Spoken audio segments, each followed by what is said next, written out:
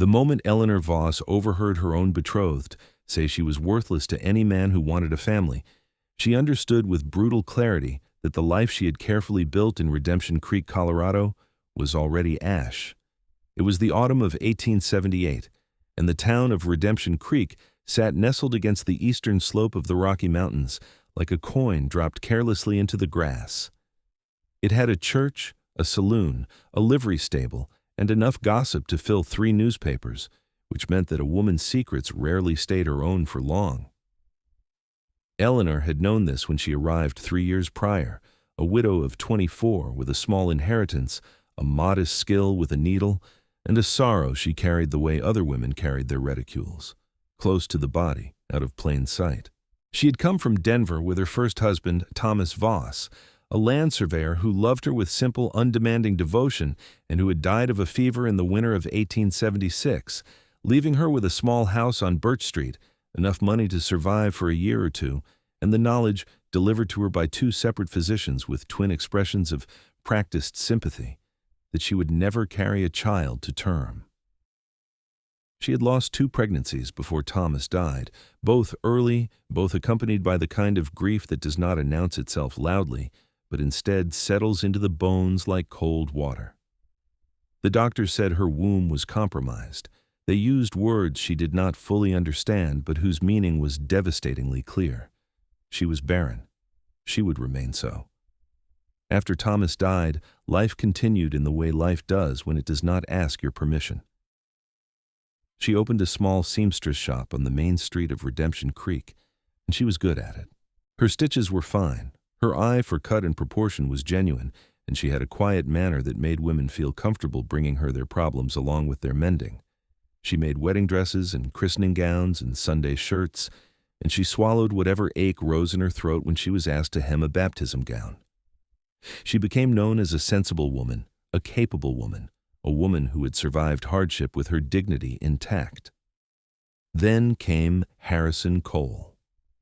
Harrison was a banker's son from St. Louis who had moved west to manage a cattle operation his father had purchased as a speculative investment. He was 31, lean and good-looking in a tailored sort of way, with dark, slicked hair and pale eyes that could seem warm or cold depending on the quality of the light. He courted Eleanor over 4 months with careful attention, dinners at the hotel, a ride through the canyon in his hired buggy, a small silver brooch pressed into her palm on the evening he asked her to consider marrying him. She had been cautious with her heart, but she had also been lonely in the way that only becomes visible when something begins to fill the space. She said yes. She told him about her condition on a Thursday evening in September, sitting across the small table in her parlor with a lamp casting warm light between them. She had rehearsed the words many times. She told him plainly and without ornamentation she could not have children. She watched his face. He smiled. He told her it did not matter to him in the slightest, that he cared for her and not for some abstract future family, and that they would build a good life together on what they had. She believed him. She had wanted very much to believe him. 3 days after that conversation, she was in the back storeroom of her shop on a Saturday morning, threading bobbins before the door opened for business. She had forgotten her shears on the front counter the previous evening and was measuring out a length of dark wool serge when she heard the front door open. She had not yet flipped the sign to announce the shop was open, and she moved toward the front to say so, but she stopped short when she heard voices she recognized. Harrison was speaking with Reverend Aldous and Clifford Bray, who owned the feed store. Their voices carried through the thin partition wall with no effort at all. "I heard you and the widow Voss are to be announced soon," Clifford said. "That's the plan," Harrison replied, and something in his voice was already different, looser, less curated, the voice of a man who is not performing for anyone. "Though, I'll confess, the whole business has become complicated." "Complicated how?" the Reverend asked. "She's barren," Harrison said. The word was flat, declarative, the same tone a man uses to report weather. "Can't have children, told me herself." I smiled and told her it was fine, but the truth is I didn't know what else to say in the moment. A man wants heirs. That's simply the truth of it. My father built something worth passing on. I'd like to do the same. "So you're reconsidering the engagement?" Clifford asked. "I'm reconsidering everything," Harrison said. She's a decent enough woman, but what's the use? Nobody wants a barren wife. Not honestly. Not when he has a choice. Eleanor stood in the storeroom with the wool serge draped over her arms and her heart beating in her ears. She did not move. She listened to the rest of the conversation with the paralyzed attention of someone watching a house fire from too close a distance. Harrison said a few more things she would not afterward be able to fully reassemble into sequence. Clifford laughed in a way that suggested he found the whole situation mildly entertaining. The Reverend said something low and unintelligible. Then the door opened and closed again, and Eleanor was alone in the storeroom with the morning light coming thin and gray through the single high window, and the silence was enormous. She set down the serge. She walked to the stool near the far wall and sat on it. She pressed the heels of her hands against her eyes, and for a long and terrible moment she held herself very still, because she understood that if she allowed herself to begin crying, she might not stop for a very long time. Nobody wants a barren wife. She had heard those words, or words like them, in private before, from the physicians, in the carefully shaped silences of her own mind late at night, but she had never heard them spoken aloud with such casual certainty, as though they were simply a feature of the world, as obvious and unremarkable as the price of grain. Harrison had not even lowered his voice. He had not hesitated. He had said it the way a man says that a horse with a broken leg is not worth keeping. She sobbed. Once, hard with her fist pressed against her mouth, the sound swallowed before it could escape through the wall. Then she breathed. Then she breathed again. By the time she opened her shop that morning and served 3 customers with her usual quiet competence, she had made a decision. She would not wait for Harrison Cole to find a graceful way to release her from the engagement. She would not give him the satisfaction of managing her. She would go. She had survived losing Thomas. She had survived 2 losses before that. She had built something from nothing twice already. She was capable of it again. The question was where. She had a cousin, Miriam, who had written her twice from a settlement called Harlan's Gulch, up in the higher mountain country northwest of Redemption Creek, a 4-hour ride into territory that most people considered too rough and too remote to bother with. Miriam had married a sheep farmer named Pete Calhoun, and her letters were full of descriptions of hard work, cold winters, breathtaking scenery, and a community small enough that gossip had less room to travel. It was, Miriam had once written, a place where what you did mattered more than what people thought of you, because in winter you might actually need the person you had insulted to pull you out of a snowdrift. Eleanor wrote to Miriam that same afternoon. She did not explain everything. She simply said that circumstances in Redemption Creek had changed and she was thinking of making a move. She asked if there was work for a seamstress in Harlan's Gulch or thereabouts. She folded the letter, sealed it, and posted it before she could think herself out of it. She also wrote a letter to Harrison Cole. This one was shorter. She returned the brooch in the same envelope. She thanked him for his time and attention. She said she wished him every success. She said nothing about what she had heard because she was not interested in a confrontation, and she was not interested in his explanations. She was interested only in the geography that lay between now and somewhere new. The response from Miriam arrived in 11 days. Yes, Miriam wrote, come. There's always work for someone who can sew. Pete's cousin Darnell runs the general store, and half the women out here are mending things that should have been replaced 2 winters ago. Come soon, before the snow closes the high road. She had underlined soon twice. Eleanor began packing the following morning. She sold what she could and left what she could not carry to a young widow named Clara Bright, who had been sleeping in a single room above the laundry and could use the furniture. She arranged to have her heavy sewing equipment transported by freight wagon, which would take longer than she would, but would arrive eventually. She packed 3 trunks, settled her remaining accounts, and on a bright, cold October morning, she climbed onto the northbound stage with a hat pinned firmly against the wind and did not look back at Redemption Creek as it shrank behind her. The stagecoach carried her as far as a supply town called Flat Rock, which was 2 hours short of Harlan's Gulch, and from there she arranged with a freighter named Gus Hadley to take her the rest of the way in his wagon. Gus was a short, weathered man with a tobacco-stained beard and the uncommunicative nature of someone who had spent most of his life alone with a mule. Eleanor did not find this difficult. She sat beside him on the wagon bench and watched the mountains grow larger and more vertical as they climbed, the aspens along the trail brilliant and copper gold in the October light, the air cold and sharp with pine and altitude. It was on this last stretch of the journey, as the wagon rounded a long curve in the trail and began climbing a switchback section, that the rear left wheel struck a half-buried stone and cracked through with a sound like a rifle shot. The wagon lurched hard to one side, and Eleanor grabbed the benchboard with both hands. Gus hauled on the reins. The mule stopped, blowing hard. They sat for a moment in the sudden stillness, and then Gus climbed down and walked around to examine the damage with the expression of a man who has been inconvenienced in this exact way before. "Wheel's done," he said, as if Eleanor had asked. "Can it be fixed?" Eleanor asked. "Not out here. Need to get to town for a new wheel and axle both." He took off his hat and scratched the back of his head. "Could be I can rig something to limp her down to Flat Rock, but we're not going forward on this wheel." Eleanor looked ahead at the trail. It curved away into the trees and disappeared upward into the granite shadows of the high country. "How far is Harlan's Gulch from here?" "About 12 miles, Gus said. "On a good horse, maybe 2 hours. On foot in them boots." He glanced at her ankle boots and made a sound that conveyed everything. "You'd be dark before you hit the lower valley, and it's getting cold."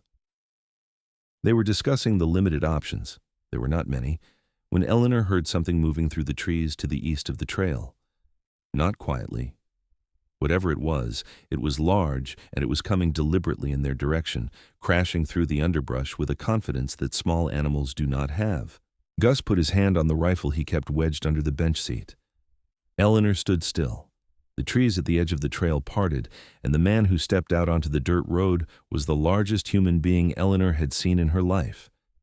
He stood at least 6 feet and 3 inches, possibly more, with the kind of build that belongs to men who have spent years working against the resistance of a wilderness that does not accommodate anything weak.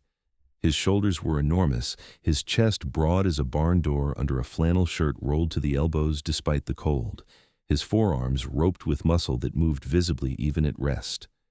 His hands were massive, each one capable of wrapping around an axe handle and forgetting it was there. His hair was dark, roughly the color of pine bark, and long enough to touch his collar, pushed back from a face that was not conventionally handsome in the manner of a painting, but was arresting in the way that landscape is arresting. All strong angles, deep-set dark eyes beneath heavy brows, a jaw that looked as though it had been assembled from granite by someone who believed in permanence. There was a full beard, neatly kept enough not to be wild, dark shot through with threads of a lighter brown where the sun had reached it. He wore suspenders over the flannel shirt, heavy canvas trousers, and boots that had seen years of serious country. He had a rifle slung across his back and a brace of dressed rabbits hanging from his belt, and he moved into the open road with the unhurried, ground-eating stride of a man who had walked hundreds of miles and intended to walk hundreds more. He looked at the broken wagon, at Gus, and then at Eleanor. His expression was calm and assessing, not unfriendly, but not particularly warm either. He had the self-contained quality of a man who did not spend much time performing for other people. "Bad luck," he said, nodding at the wheel. His voice was low, with a roughness that suggested it was not used frequently in the company of others. "Bad Rock," Gus said. "You heading down to Flat Rock by any chance, friend?" "Heading up," the man said. "To Harlan's Gulch." Eleanor spoke before she thought about it. "So am I," she said. "I was going to call on my cousin, Miriam Calhoun. Her husband, Pete, farms sheep in the Upper Valley." The man looked at her. The dark eyes were steady and not unkind. "I know Pete Calhoun," he said. "I'm Eli Brand. I have property about 3 miles east of his place." "Eleanor Voss," she said. She extended her hand the way a woman in a Denver drawing room might not have done, but she was standing on a mountain trail with a broken wagon, and she was not interested in formality. He looked at her hand for a half-second, as if surprised by it, and then he took it. His grip was impossibly gentle for the size of the hand, and brief. "Can you ride?" he asked. "I rode regularly until 3 years ago," she said. He studied the 3 trunks in the wagon bed and seemed to be doing arithmetic. "I've got 1 horse. We can take what you can carry on your person for now. I'll send Calhoun down the trail with a pack mule tomorrow for the rest." "That's very kind," Eleanor said. "It's practical," Eli Brand said. There was not coldness in the correction, just precision. He seemed to be a man who said what he meant and meant what he said, without ornament. Gus helped Eleanor transfer what she absolutely needed into a carpet bag, and then Eli Brand whistled, and a large dark bay horse materialized from the trees to the west, reins trailing, as if it had been waiting there with patience. Eli checked the saddle, tightened the girth, and then turned to Eleanor with no ceremony. "I'll take the horse," he said. "You'll ride up. The trail has some narrow sections." He helped her up into the saddle with a steadiness that suggested he could have lifted her with one arm if he had wished to.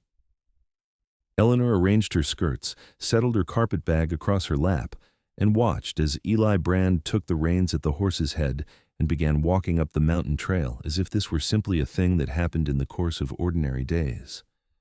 They climbed for the better part of 2 hours. The aspens gave way to spruce and fir as the elevation increased, and the cold settled deeper and sharper, the sky above the canopy going from afternoon blue to a steel color that promised evening with absolute reliability. Eli spoke rarely, but when he did, it was useful information. He pointed out a section of trail that was soft with a recent spring and told her to hold the saddle horn as the horse picked through it. He mentioned that a family of elk was visible in a meadow to the right without particular excitement, just as a fact. He told her that the Calhoun farm was visible from the top of the next switchback and would take about 15 minutes more once they cleared it. He asked her once where she had come from. When she said Redemption Creek, he said nothing for a moment and then said, "Long way to come in October." It seemed necessary, Eleanor said. He did not ask why. She appreciated that more than she would have been able to explain. When the lights of the Calhoun farm appeared below them in the valley, warm yellow against the deep blue of the approaching evening, Eleanor felt something loosen in her chest that she had not been aware she was holding. Miriam appeared at the door of the farmhouse before they had even dismounted, because in country like this you heard horses coming before you saw them, and she came down the porch steps with her arms open and her expression full of questions she was too glad to ask just yet. Eleanor slid from the horse and walked into her cousin's arms and held on. "You made it," Miriam said. "I made it," Eleanor agreed. Miriam looked past her at Eli Brand, who was standing at his horse's head with the patient expression of a man who has delivered a package to its proper address and is now calculating the return trip. "Eli," she said warmly, "you brought her?" "Met them on the trail," he said. "Broken wheel on the freight wagon below the switchbacks. Pete will want to send a mule down with someone tomorrow for her trunks." Of course, Miriam said. "Come inside for supper, Eli." "I'll get back," he said. "Eli Brand, you are 3 miles from your property and it is nearly dark and you have been walking since midday," Miriam said, with the tone of a woman who has deployed this exact argument before. "You will come inside and eat something, and you will take the spare horse back." A pause. Something passed over Eli Brand's face that might have been the shadow of a smile. "Yes, ma'am," he said. Supper was warm and plentiful. Pete Calhoun was a broad, good-humored man with a red beard and a laugh that shook the rafters, and he clapped Eli on the back with the ease of long familiarity when Eli came through the door. Eleanor watched the two men at the table, Pete filling the room with his easy sociability, Eli Brand occupying his corner of it quietly, eating with the focused thoroughness of a man whose meals are functional, responding to Pete's questions with actual substance but no excess words. She learned things by way of Pete's gregarious questioning and Eli's economical answers. Eli Brand was 33 years old. He had come to the Colorado high country 7 years ago from Virginia, where he had grown up on a farm.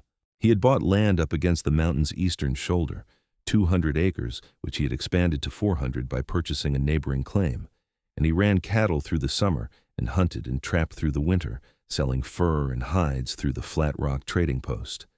He had built his own cabin with his own hands over the first 2 winters. He had a garden. He had 3 horses, a dog, and a very practical relationship with solitude. He was not married. This last detail emerged not from anything Eli said, but from the way Miriam said it later that night when the men had moved to the porch and Eleanor was helping wash the dishes. Miriam said it in the careful, particular way that people use when they want to convey information without quite admitting they are conveying it. "He's a good man," Miriam said. "One of the best I know, just very private. He lost someone, I think, years ago before he came here. He doesn't talk about it. But he's decent all the way through, the kind of man you can count on completely."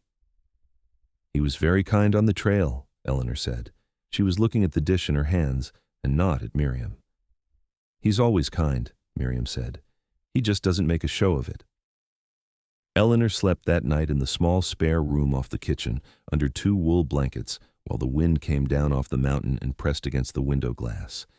And she lay in the dark and thought about a great many things that she was not yet ready to put into sentences. The following days were full of the practical business of settling in. Pete sent his hired hand down the trail with 2 pack mules and retrieved Eleanor's trunks, which arrived dusty but intact. Darnell at the general store turned out to be exactly as Miriam had described, a harried, bespectacled man overwhelmed by his own inventory, and he welcomed Eleanor with genuine relief when she presented herself as a seamstress willing to take work. The women of Harlan's Gulch and the surrounding farms and holdings were, as Miriam had predicted, in considerable and varied need of a skilled hand with a needle. Eleanor established herself in the back room of the general store for 4 days a week, and within a fortnight she had more work than she could manage alone. She saw Eli Brand twice in the first week, both times when he came down from his mountain to collect supplies from the general store or conduct business with Pete Calhoun. Each time he acknowledged her with a brief nod and a few words, nothing more. He had a manner of standing very still while speaking, as if he had allocated all of his energy to the words themselves, and his eyes, when they rested on you, were very direct, dark, and unhurried. Eleanor found that she was aware of him in a room in the way you are aware of a fire, not loudly, but absolutely, the warmth of it registering even when you were looking at something else. The second week brought the event that cracked the professional politeness between them like a boot on thin ice. Eleanor had gone to the Calhoun barn at dusk to check on one of Miriam's ewes that had been behaving strangely. She was not a farm woman by experience, but she had grown up near livestock and had a general competence around animals. She found the ewe in distress, clearly in the early stages of a difficult labor, and realized that Pete and Miriam had gone to a neighbor's house 2 miles down the valley for a harvest supper and were not expected back until late. Eleanor was debating between attempting to help herself and riding for the neighbor's place when she heard a horse outside. Eli Brand came through the barn door 2 minutes later, looking for Pete about some matter of shared fence line. He stopped when he saw Eleanor kneeling in the straw beside the laboring ewe, her coat off and her sleeves rolled, and he assessed the situation in one glance. "Pete's gone visiting," Eleanor said. "She's been struggling for a while. I think the lamb is positioned wrong." He crouched down beside her without a word. He examined the ewe with practiced hands, large and gentle, and his face went quiet and focused in the way she had noticed it did when he was solving something. "Breech," he said. "I'll need to turn it." "Can I help?" Eleanor asked. "Hold her head. Keep her calm," he said. "Talk to her if you can." Eleanor had never talked to a sheep before, but she put her hand on the animal's neck and spoke to her in the low, steady tone she used when fitting dresses on nervous women who were afraid of pins, and Eli Brand worked with his big hands in a way that she found extraordinary to watch, precise, unhurried, clearly not his first difficult lambing, whatever the season. He muttered once, low, to the ewe herself, not quite words, but with a quality of reassurance in the sound of it. 20 minutes later, there was a lamb on the straw, and the ewe was straining upright, and Eli was sitting back on his heels with straw on his forearms, and something that was not quite a smile but was adjacent to it on his face. "There," he said. "That was remarkable," Eleanor said. He looked at her, and something in his expression shifted slightly. Not surprise exactly, but a recalibration, as if she had said something unexpected. "It's just practical," he said, and she remembered he had said the same thing on the trail when she thanked him. She was beginning to understand that practical was his word for things that other people might call generous or exceptional. They cleaned up in the yard afterward with the water from the rain barrel and a shared silence that was entirely comfortable, which Eleanor noticed with some internal surprise, because silences with strangers were rarely comfortable. The mountain was dark above them, and the stars overhead were the kind you only get at high altitude, enormous and present, crowding the sky with a density that she had never seen in Denver. "You seem at home here," Eli Brand said, watching her shake water from her hands. "I've been here less than 2 weeks," Eleanor said. "Some people take to country," he said. "Some never do. You take to it." She looked at him in the starlight. "Is that a compliment, Mr. Brand?" "It's an observation," he said, but his voice had something different in it now. Not warm exactly, but less defended. The way a room feels different when someone opens the shutters a crack and lets the outside air in. October deepened toward November. The aspens had shed entirely, and the mountain above the valley wore its permanent coat of dark spruce. The cold arrived not as a gradual cooling, but as a declaration, mornings waking to frost on the window glass and ice in the water troughs. Eleanor fell into the rhythm of the Calhoun house and the work at the general store and the life of a community that existed at the edge of what most people would consider comfortable. She found that she did not miss Redemption Creek. She found that she did not, anymore, spend the evening hours sitting with the particular loneliness she had carried there. There was too much to do. The air was too bright. The mountains were too honest. She and Eli Brand began to find each other in the way that people do when a community is small enough and a winter is coming that demands the kind of practical cooperation that does not leave room for ceremony. He came to the Calhoun place regularly enough to help Pete with fence repairs before the first heavy snowfall and to borrow the use of Pete's second draft horse for hauling timber. Eleanor was frequently there. They took to eating supper together at the Calhoun's table on those evenings without anything being formally arranged, just the natural gravity of proximity and good food, and Pete Calhoun's determination to keep the conversation from going quiet for more than 90 seconds. Eli Brand was different at supper than he was on the trail or in the barn. He was not transformed.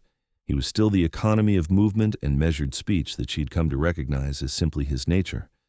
But he expanded slightly, the way wood does in warmth. He had a dry, quiet humor that announced itself without warning and was all the funnier for the silence that preceded it. He knew a remarkable amount about the natural world, the habits of animals, the way weather behaved in the mountain country, the names of plants and their properties. And when Pete drew him into sharing it, he spoke without self-consciousness, with the particular pleasure of a man describing a subject he genuinely loves. He asked Eleanor questions. Not many, and not personal, but she noticed that when she spoke, his attention did not wander. He listened the way he did most things, completely, without divided focus. She found herself looking forward to saying things to him, because the quality of being heard was so absolute that it made her own thoughts feel more real. One evening in early November, Pete and Miriam had gone to bed early after a long day of late-season work, and Eleanor and Eli were left at the kitchen table with the remnants of supper and the fire burning low. It should have been awkward. It was not.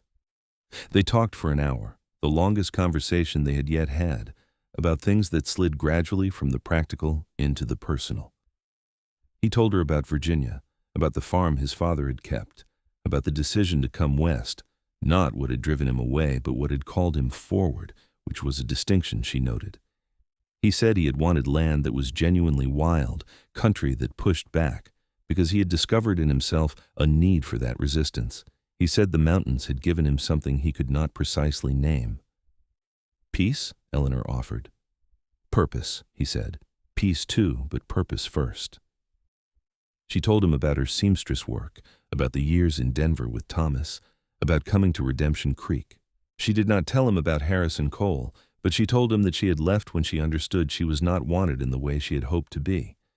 She kept it vague but honest, and he did not push at the edges of it, just nodded in the way he nodded when he was understanding something, rather than merely acknowledging it. "What brings you to October mountain country with 3 trunks on a freight wagon?" he said finally. His voice was quiet, and the question was not intrusive. It was more like an open door, the kind you can walk through or not as you choose. Eleanor looked at the fire for a moment. "A broken engagement," she said. "A man who changed his mind." "His mistake," Eli Brand said. He said it without dramatic emphasis, the same tone he used for practical information, and she felt those two words land somewhere in her chest with a weight she had not anticipated. She looked at him. He was looking at the fire, his forearms on the table, his profile to her, and he did not appear to have noticed that he had said anything particularly significant. "Thank you," she said. He turned his head. Their eyes met.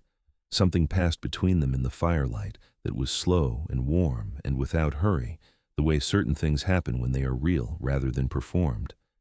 Then Pete's dog barked once at something outside, and the moment folded back into the ordinary evening, and they both looked at the door. And then Eli Brand stood up and said he ought to head back before the temperature dropped further. He rode away down the valley road, and Eleanor stood on the porch in the cold watching the darkness where he had been.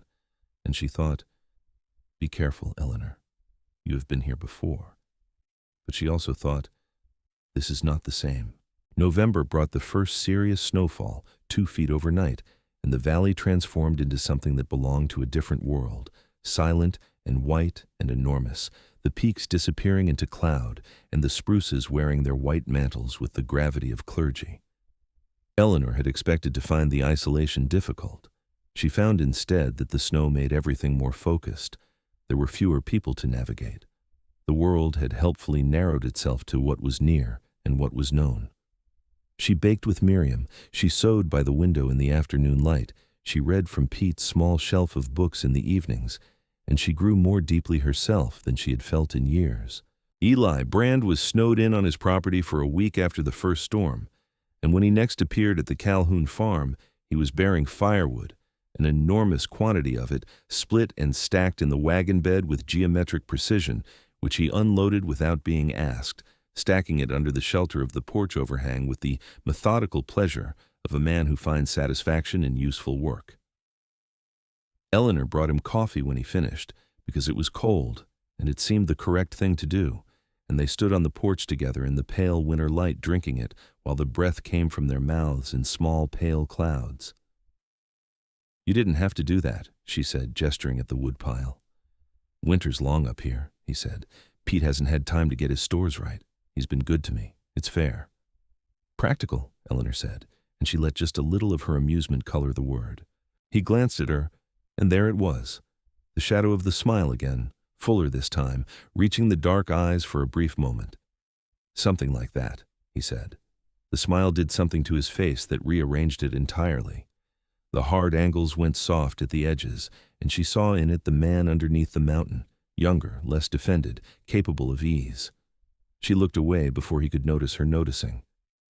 The weeks that followed built in the quiet, inevitable way that genuine feeling builds, which is to say, not with dramatic declarations, but with accumulated small things.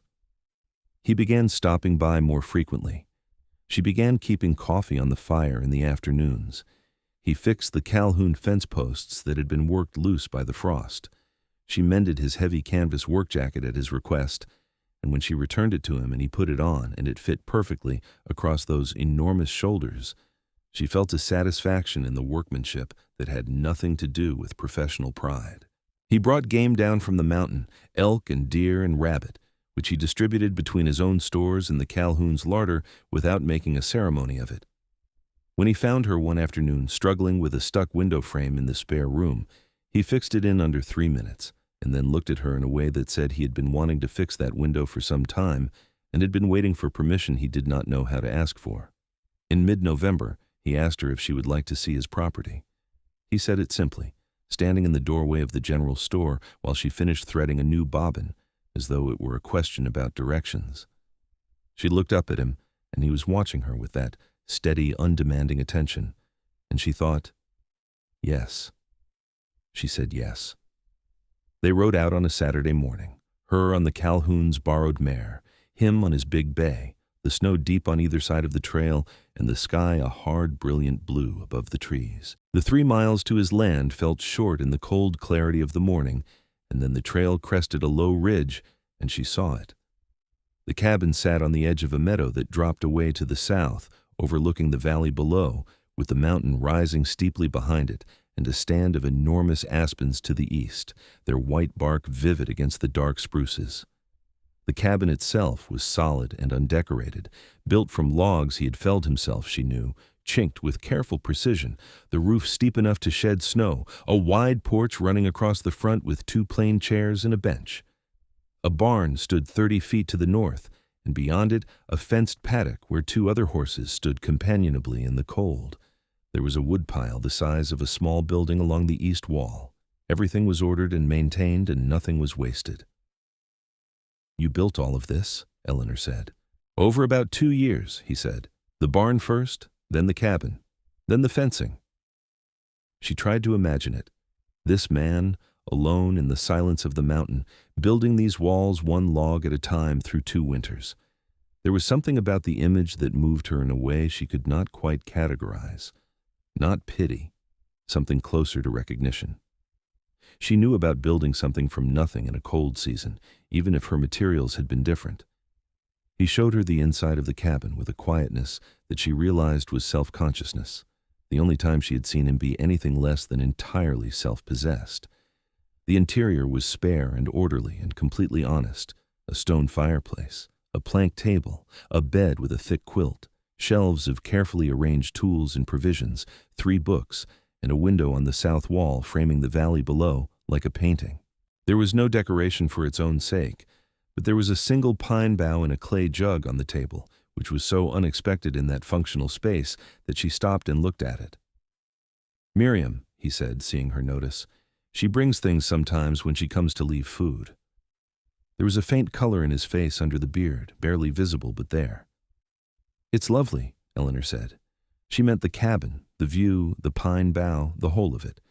They ate a simple lunch that he prepared from his provisions: smoked elk, dried beans, hardtack, coffee strong enough to stand a spoon in, and they sat at the plank table with the south window full of light and the valley spread below them, and the conversation moved between them with the ease that had been building for weeks, the ease of 2 people who have learned the particular shape of each other's silences and are no longer afraid of them. He asked her then about her first husband. She told him about Thomas, the good, uncomplicated love of it, the fever, the loss. He listened without interrupting. He said he was sorry, and it was the simplest and most adequate response he could have offered. She asked him if he had ever been close to marrying. He was quiet for a moment. Then he told her about a woman in Virginia named Catherine, who had been the daughter of a neighbor's farm, whom he had planned to marry when he was 25. Catherine had died of a fall from a horse before they could marry. He said it plainly, without embellishment, but in the plainness of it she could hear the decades of learning to carry that weight without bending. "I'm sorry," she said. "It was a long time ago," he said. "Time doesn't always fix the shape of a thing," she said. He looked at her.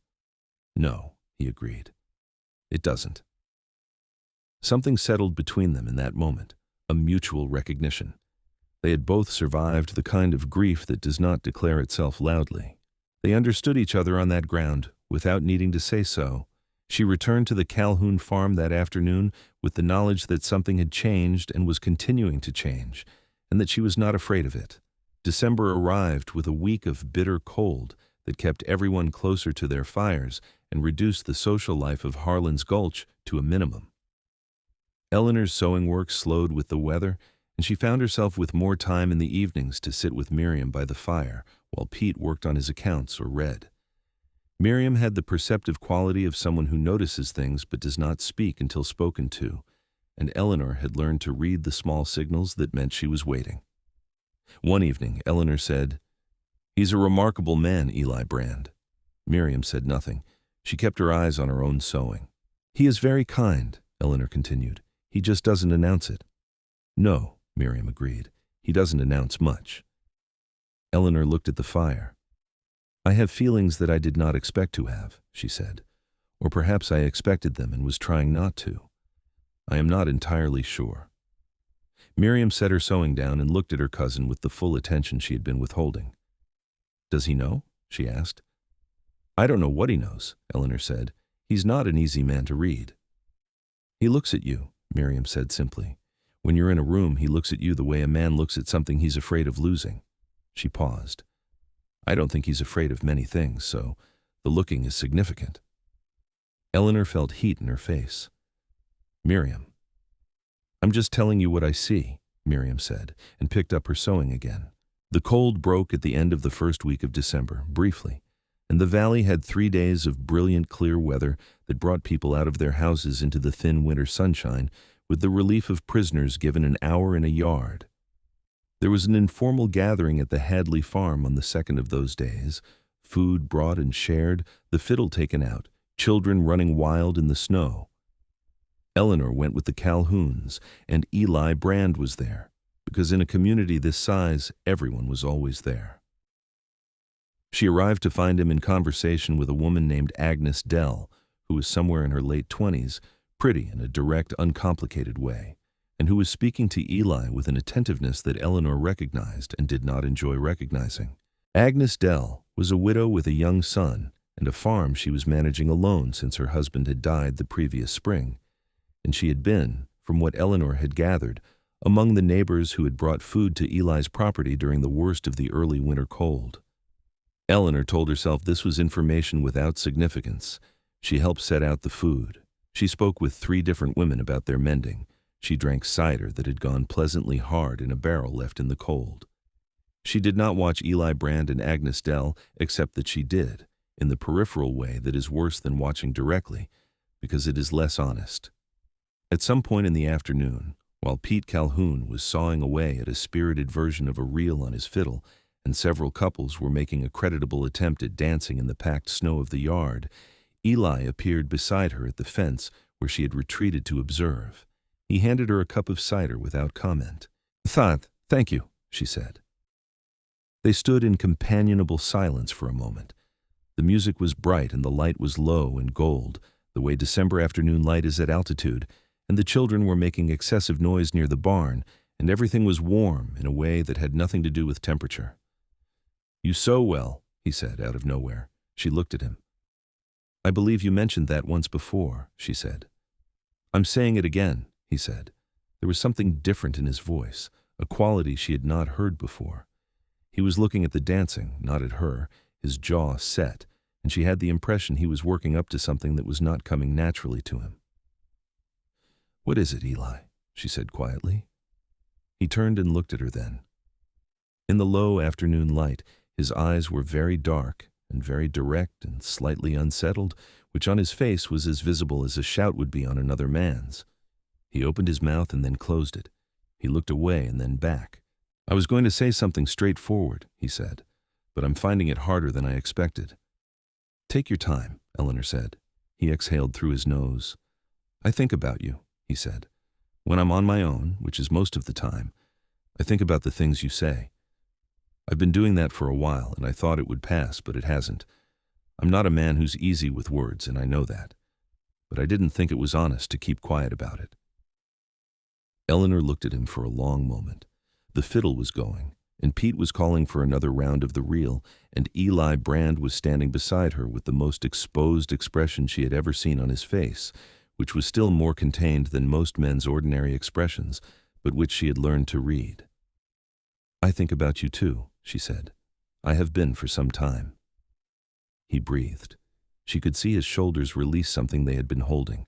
He looked at her with the steady, unhurried focus that she had come to associate with him, and something in it was different now. Not the careful neutrality of a man maintaining distance, but the full, unguarded attention of a man who has decided to stop maintaining it. "I'd like to court you properly," he said, "if you're willing." "I'm willing," she said. He nodded. He looked at the dancing. Then the shadow of the smile, fuller than usual, almost definite. "Good," he said. She looked at the dancing too, and she felt the particular quiet happiness of something beginning correctly. December deepened, and the courtship was, as everything about Eli Brand was, practical and genuine, and without ornamentation. He called on her at the Calhouns 3 times a week, sometimes staying for supper, sometimes taking her riding in the brief afternoon light. He brought her small things, a piece of rose quartz he had found above the timberline, a jar of wild honey from his stores, a careful sketch he had made of the view from his cabin's south window, pencil on brown paper, surprisingly exact. He was not a man who made speeches, but he was a man who paid attention, and the things he brought her and the things he said to her reflected that attention with a precision that was more intimate than speeches. She told him things she had not told many people. She told him about the miscarriages, the diagnosis, what the doctors had said. She chose a quiet afternoon in his cabin, sitting at the plank table with the winter light flat and honest through the south window, and she said it plainly, as she had said it to Harrison Cole. This is what I am. This is what I cannot be. This is the truth of it. She watched his face while she spoke. Eli Brand did not smile and say it didn't matter. He didn't perform acceptance. He was quiet for a moment after she finished speaking, looking at the table, and she sat very still because she had been here before, and she knew how the silence could break. Then he said, "I'm sorry you had to carry that." She blinked, not what she expected. "Twice," he continued. "That's a grief most people don't talk about properly." He looked up at her then. "Thank you for telling me." "You should know," Eleanor said. "Before this goes further, you should know. Because if it matters to you, if you need that, then I understand.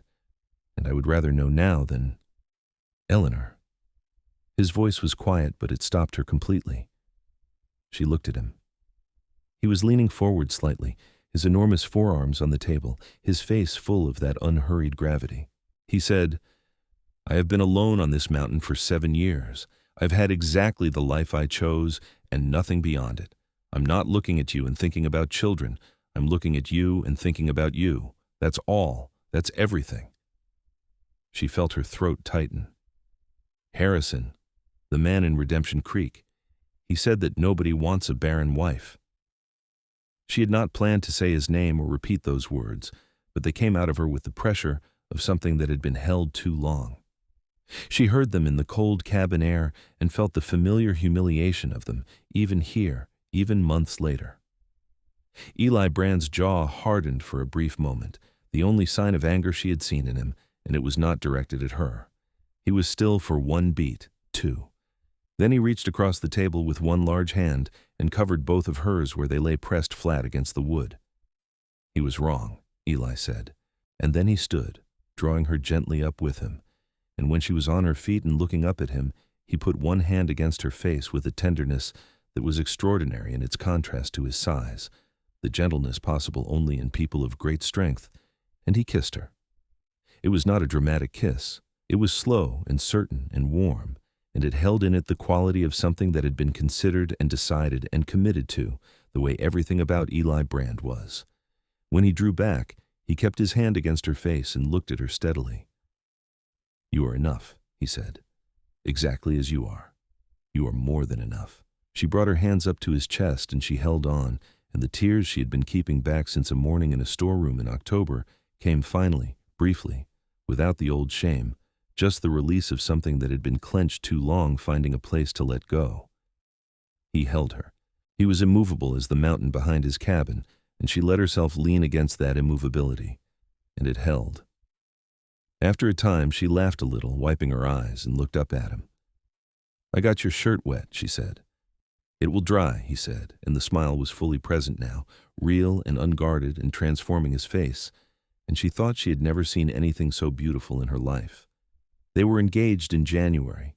Eli asked her not with flowers or ornamentation, but with a plain gold ring he had ridden down to Flat Rock to purchase from the only jeweler in the county, a narrow band with a single small inset stone of deep red garnet, the color, he said when he gave it to her, of the aspens in October, the color of the season when she had come to this mountain and to him.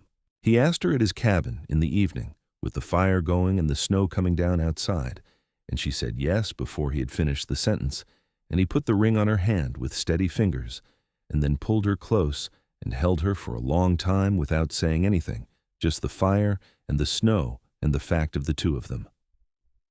They told the Calhouns the following morning. Miriam cried. Pete shook Eli's hand with both of his and said he had been waiting for the man to find his scent since September. Eli accepted this with equanimity.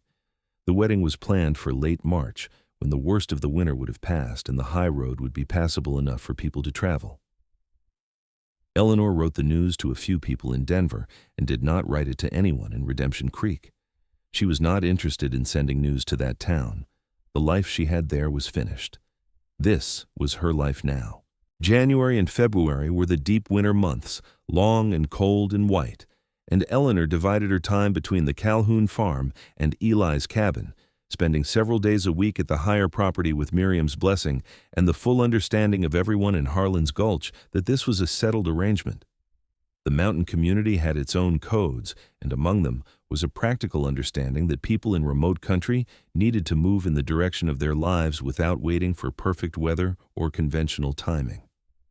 She came to know his cabin the way you come to know a person, its particular smells of pine and smoke, and the particular cold morning smell of the stone hearth, the way the south window light moved through the afternoon, the creak of the floorboard near the door that announced every arrival, the particular quality of silence there, which was different from the silence in the valley. It was the silence of high altitude, full of wind, and the distant conversation of hawks, not the silence of absence, but the silence of a world going about its business at a frequency humans rarely tune to. She began to know him in the same way. The way he was up before dawn, moving through the cabin in the dark with the ease of long habit, never needing a lamp to find what he needed. The way he stood at the south window in the early morning, drinking coffee and looking at the valley below with the expression of someone checking in with something important. The way he laughed, not often, but when he did it was genuine and complete, a low sound that came from the chest. The way he listened. The way he could carry the end of a log the size of a small tree without changing his expression.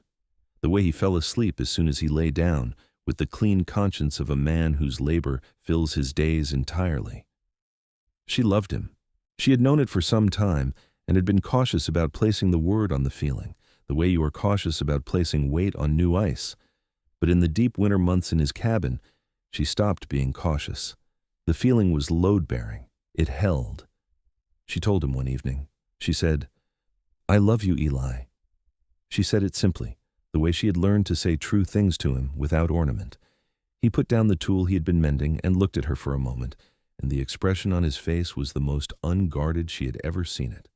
Open and something close to overwhelmed, as if the words had gotten through some last defense he had not known he was maintaining. Then he crossed the room and took her face in his hands and kissed her forehead, her cheekbones, her mouth, with a thorough and tender attention, and said against her hair, "I love you.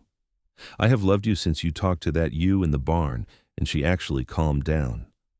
Eleanor laughed against his chest. "That was 2 weeks after I arrived." "Yes," he said simply, as if this confirmed something rather than complicating it. The wedding was held on the 29th of March, 1879, at the small church in Harlan's Gulch, which was more accurately a converted barn with a wooden cross above the door and rough-hewn pews that tested the patience of anyone spending more than 30 minutes on them. The congregation was small. The Calhoun family, Darnell from the general store, and his wife, the Hadleys and 3 other families from the valley, and a man named Jonas Reed, who was Eli's nearest neighbor on the mountain and who was nearly 80 and walked with 2 sticks and had nonetheless arrived 40 minutes early to secure the front pew and announce to anyone who would listen that it was about time. Eleanor wore a dress she had made herself, pale ivory wool with simple exact lines, the best work of her hands. Miriam had pressed wild lavender into her hair. She walked to the front of the church on Pete Calhoun's arm and looked at Eli Brand standing at the altar, wearing a dark coat that strained at the shoulders and was clearly brand new, his long dark hair neatly combed, his beard trimmed, his hands folded in front of him with a stillness that she knew by now was not nervousness, but concentration, the same focus he brought to everything that mattered. He watched her walk toward him with an expression that said everything he would never put into a speech, and she held his eyes all the way down the aisle, and when she arrived beside him, he took her hand in his with a steadiness that moved her beyond words. The Reverend spoke. The vows were the traditional ones, simple and ancient, and Eleanor found that they felt exactly right, said in this rough barn church at the foot of a mountain in the spring of 1879, to love and to cherish, in sickness and in health, for better for worse, for richer for poor, as long as they both should live. She meant every word with a completeness that surprised her, and when she looked at Eli saying those same words back to her, she understood from his face that he meant them the same way, which was absolutely. He kissed her to considerable approval from the pews, and Jonas Reed clapped his sticks together and whooped. The reception was at the Calhoun farm, food and fiddle music, and the first real warmth of the approaching spring in the air, the snow on the mountain still deep, but the valley floor showing the first pale green suggestion of new grass. Eleanor danced twice with Pete Calhoun and once with Darnell from the store, who was a surprisingly accomplished dancer for a man who spent most of his time behind a counter. She danced twice with her husband, who was not a natural dancer, but who held her with a firm competence and moved through the music with the same deliberate attention he gave everything, which she found she preferred to natural dancers. That night, they rode up to the cabin together through the early spring dark, and Eleanor arrived at the place that was now her home with the particular feeling of something completed, something settled properly, not the end of a thing, but the beginning of its most important chapter. The spring came to the mountains in the gradual, breathtaking way it does at altitude. Not a sudden warmth, but a slow revelation, the snow retreating up the slopes as the meadows below greened, the aspens leafing out in a color so young and bright it seemed almost to glow, the mountain streams running high and loud with snowmelt. Eleanor and Eli worked the property together through April and into May, preparing the garden plots she had decided the cabin needed and that he had been equally decided the cabin did not need, until she showed him what she planned to plant, and he reassessed his position without comment, beginning to dig the plots the following morning. She expanded her sewing work to 3 days a week in Harlan's Gulch and managed the cabin the other days, and she found that the work was different now, still the same skill, the same precision, but embedded in the life of the property rather than separate from it. When she was not sewing, she was learning the language of the land from Eli, who taught with patient, practical instruction, showing her how to read the mountain's moods, how to tell a weather change 2 hours before it arrived, which plants were edible and which were not, how to handle a rifle well enough that she would not be helpless in an emergency. He did not make a project of her education or condescend to it. He simply included her in what he knew, and she absorbed it with the same thoroughness she brought to everything. Their life together had a quality she had not known before in any arrangement of her life, a rightness, a fit. They were different from each other in many ways, she more expansive and more verbal, he more contained and less inclined toward company. But they occupied the same space with an ease that made the differences complementary rather than abrasive. She brought him out of his self-sufficiency enough to let her in.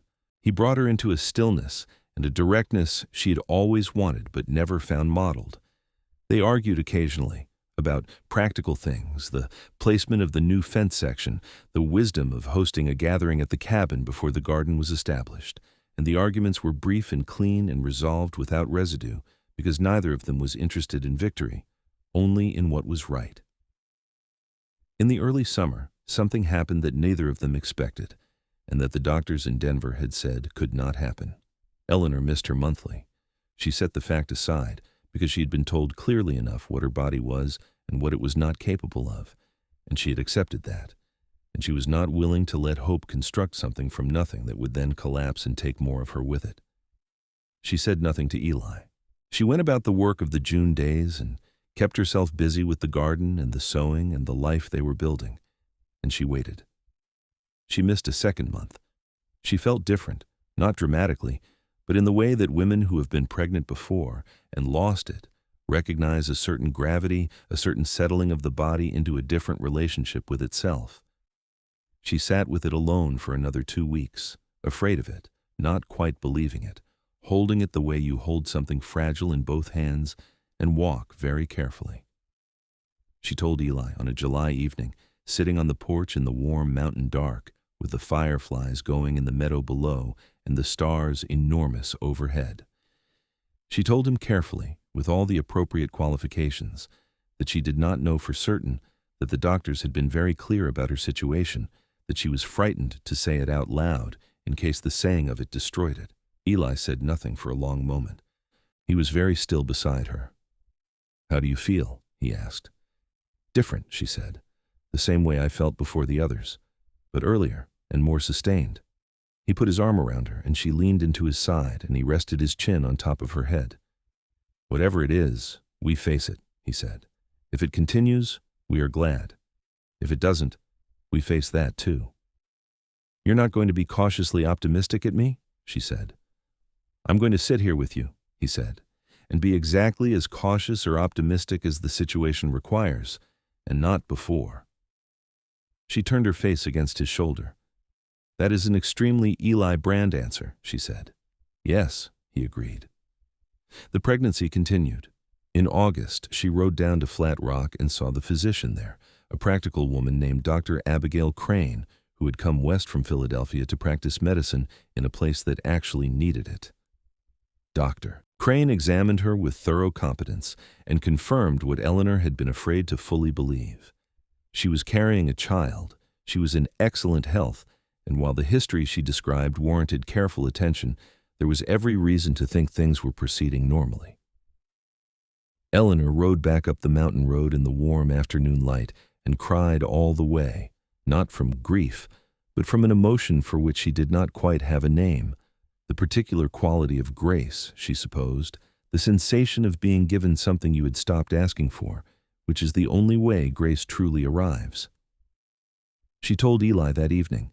He stood in the middle of their kitchen and looked at her with an expression she had not seen before, something that stripped away all of his usual composure and left something entirely undefended, bright and startled and vast.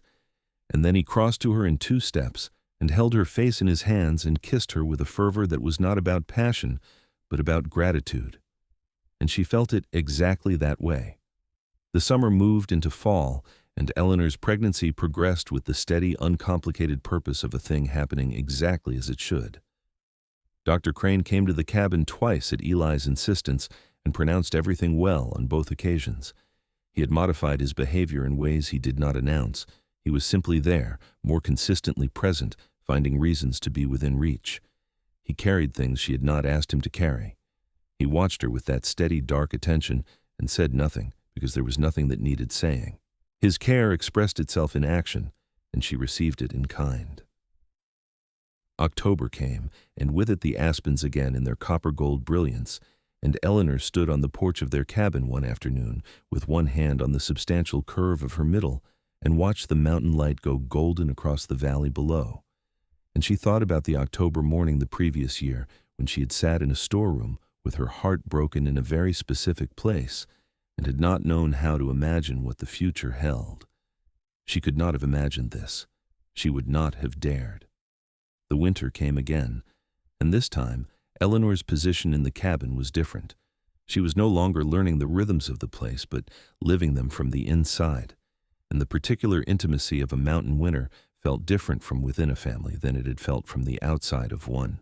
The deep quiet of the snowbound weeks, the long evenings by the fire, the mornings where the world outside was white and complete, and theirs alone, all of it had a fullness that she felt in the way you feel music when you are inside the building, rather than walking past it. Eli had begun building an addition to the cabin in September, a second room off the east side that would serve as the baby's room. He worked on it through October and finished it before the first heavy snow, and the room smelled of fresh-cut pine and wood shavings, and Eleanor had hung curtains of pale yellow muslin at its small window, and placed the cradle there that Pete Calhoun had built from cedar wood, and it was a room that seemed to be holding its breath, waiting. The baby came in January on the 15th in a snowstorm that made getting to town for the doctor a theoretical impossibility. Dr. Crane had anticipated this and had come to the cabin 10 days before the expected date, taking the spare room in what was becoming a practiced accommodation of the mountain's insistence on doing things its own way. The labor was long and effortful, and Eleanor was, by the end of it, acquainted with the full scale of the work involved in bringing a person into the world. Eli was present for as much of it as was practical, which in the early stages was entirely, and in the later stages was at the door, which was as close as Dr. Crane would allow, and which was close enough that Eleanor could see his silhouette against the lamplight and find it steadying. The baby was born at 3 a.m, into the warm lamplight of the cabin with the snow hissing against the windows, and when Dr. Crane placed him on Eleanor's chest and said, with professional composure, hiding evident satisfaction, "A boy, Mrs. Brand, and a healthy one."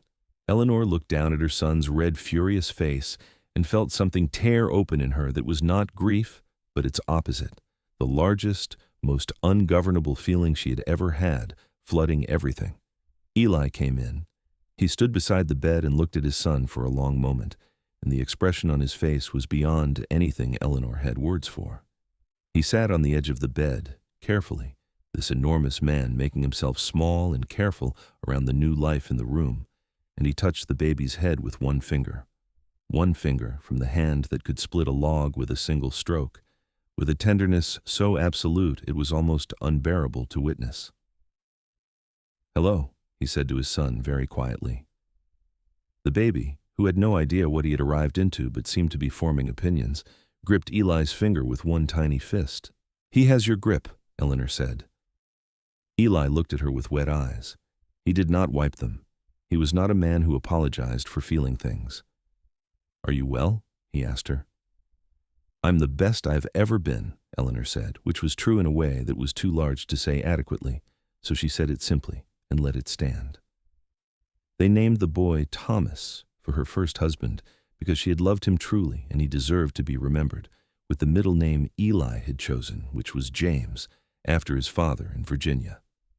Thomas James Brand, born January 15th in the year of 1880 in a cabin on a Colorado mountainside during a snowstorm, to two people who had both been broken in different places and had found in each other the particular kind of repair that does not disguise the damage but incorporates it into something stronger. The winter passed with a new warmth and chaos in the cabin, the kind that belongs specifically to a new baby, and the particular joy and exhaustion that attends one. Eli was not a man transformed by parenthood in the way that some men are. He did not become demonstrative or voluble where he had been quiet. He was simply exactly the same man he had always been, now directing his comprehensive attention toward this new small person who had arrived in their lives and who, by March, had arrived at the conclusion that the large bearded face which appeared consistently above his cradle was something he approved of deeply, responding to it with a gummy, ecstatic recognition that made Eli Brand smile with his whole face in a way Eleanor had only seen him do privately, and which she thought was the most beautiful thing she had ever seen. Spring came again. Thomas grew in the way that babies do, with unreasonable speed, and the cabin was full of a life that Eleanor had not let herself dream of during the years of her grief. The garden she had planted bloomed and produced, and she discovered that she had an aptitude for things that grew, which seemed to her entirely logical, given how much growing she had done herself in the past 18 months. Eli added chickens to the property, primarily at Eleanor's suggestion, and secondarily at Thomas's enthusiastic but premature interest in them, and the small flock of 6 became a feature of the morning routine that Eli tolerated with a dignity that she found quietly hilarious. The community of Harlan's Gulch continued to be what it was, small, self-reliant, bound together by the knowledge that the mountain did not care about your feelings, but your neighbors did.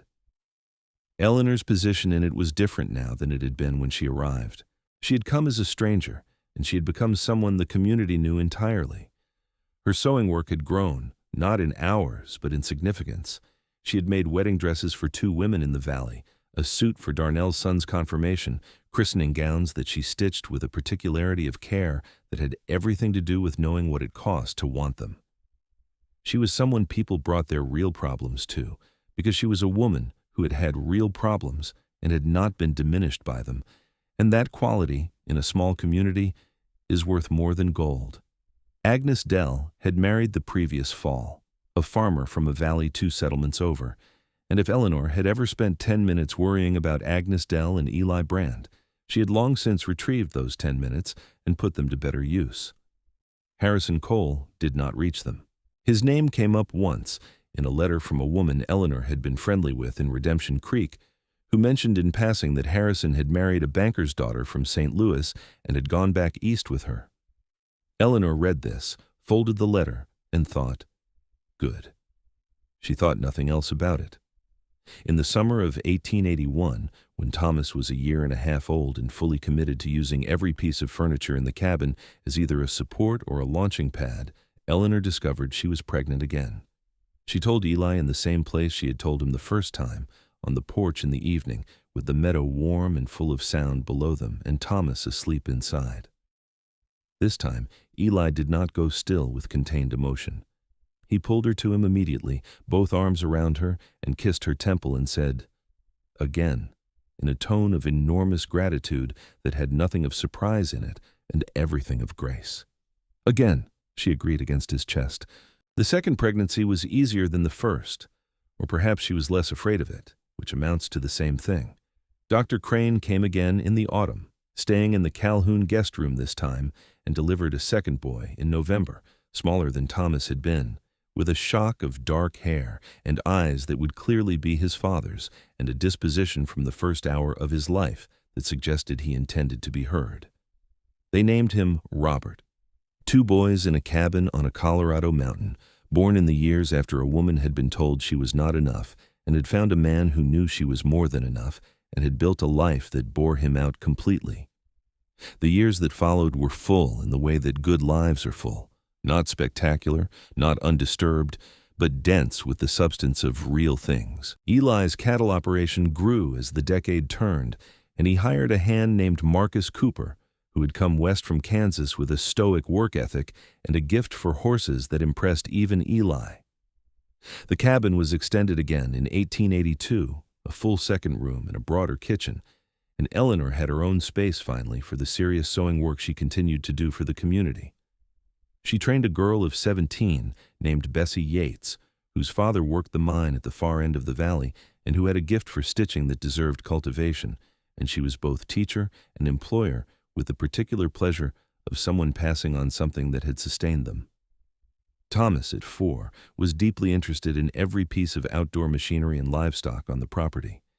He had his mother's capacity for language and his father's economy with it, which produced a 4-year-old who said very little but said it precisely and was usually right.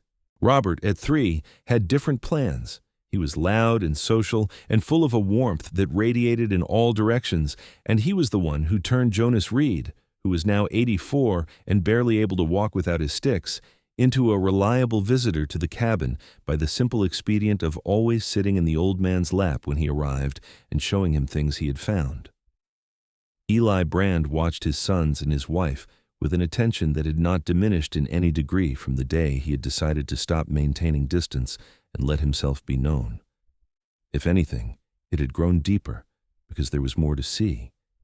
He was the same man he had always been, still quiet in a crowd, still more comfortable with the mountain than with a parlor, still built like something the landscape had grown, and still moving through his days with the purposeful calm of a man who has found his proper place. But he was also, and had been for years, a man who was thoroughly and completely loved by the woman beside him in a way that had changed the interior geography of him in ways he would not have been able to articulate and did not feel the need to. On an October evening in 1883, 5 years after a woman with 3 trunks and a broken engagement had been helped up a mountain road by a man with long dark hair and a brace of rabbits on his belt, Eleanor and Eli sat on the cabin porch.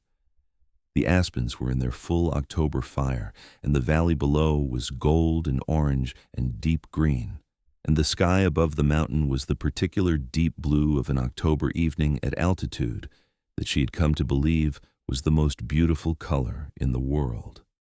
The boys were in bed. The mountain was quiet. Inside, through the open door, the fire was going, and the lamp was warm, and the cabin smelled of supper and pine, and the cedar of the cradle that stood empty now in the second room, waiting. Eleanor was 3 months pregnant again. They had not yet told the boys. She was leaning against Eli's arm, and he had his arm around her, the way they sat in the evenings when the work of the day was done, and the feeling was the same as it had always been and also always knew, the way a mountain can be known entirely and still surprise you every morning. "I was thinking about Redemption Creek today," she said. "Were you?" he said. Not a question, just an opening. "A storeroom," she said. "I was threading a bobbin, and I heard something I was not supposed to hear, and I sat down on a stool, and I cried, and I thought that there was no way forward that did not require losing something irreplaceable." He listened. He did not rush to respond. "I was wrong about the losing," she said. "I left things in that town that I thought were valuable, and I found out they were not. And I came up a broken mountain road with a stranger who refused to let me be left there, and it turned out that was the whole of the story." Eli turned his head and looked at her. The dark eyes were warm and steady, the same eyes that had assessed her from the edge of a mountain trail, with a quality of directness that she had recognized even in that first meeting as something real. "You did the finding," he said. "I just walked the same road." "You said I was enough," she said, when no one else had ever said it and meant it. He was quiet for a moment, then, "You've always been more than enough. I just had the sense to notice." She rested her head against his shoulder. Above the mountain, the first stars were appearing in the October dark, as dense and brilliant as they had been the night she had helped him save a lamb in Pete Calhoun's barn, when she had first understood that this was a man she needed to know more of. The mountains were the same, the stars were the same, and Eleanor Brand, who had once been a barren wife that nobody wanted, sat on her own porch on her own mountain with her husband's arm around her, and 2 sons asleep inside, and a 3rd child growing, and the whole vast, beautiful, improbable truth of her life pressing warm against her ribs. And she was, in every possible meaning of the word, enough.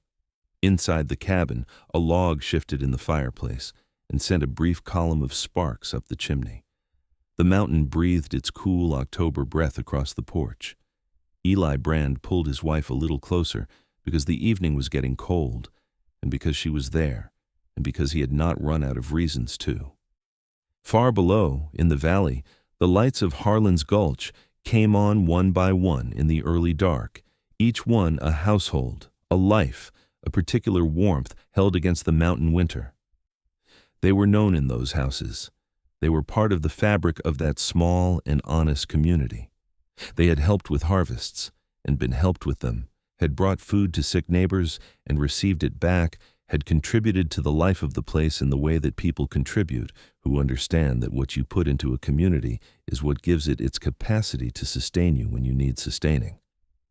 Thomas and Robert would grow up in this valley knowing every trail on the mountain and every family in the gulch, knowing how to read weather and track animals and fix a fence post in frozen ground, knowing their father's quietness and their mother's warmth and the way those 2 things together made something that was greater than either alone. They would grow up knowing what it looked like when 2 people loved each other, with a love that was not performance, but practice, not declaration, but daily and deliberate choice. This was the inheritance they were given. The new baby, born in the spring of 1884, was a girl. They named her Clara, after the woman in Redemption Creek who had slept above the laundry and needed furniture, and had received it without knowing it was given from the proceeds of a life being left behind.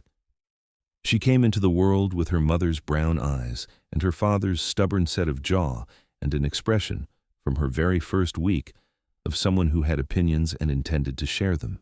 Eli held his daughter on the porch of the cabin 3 days after her birth, standing in the April morning light with the valley greening below and Thomas and Robert crashing through the yard in a game that required volume, and he held her in his arms with the same extraordinary gentleness that had undone Eleanor the first time she saw him handle something fragile, and he looked down at her face with the same expression he had turned on both his sons, that vast, bright, entirely undefended love that he kept for the people closest to him and that Eleanor had come to consider the greatest privilege of her life to witness. He looked up at Eleanor where she stood in the doorway, and he said nothing. He did not need to.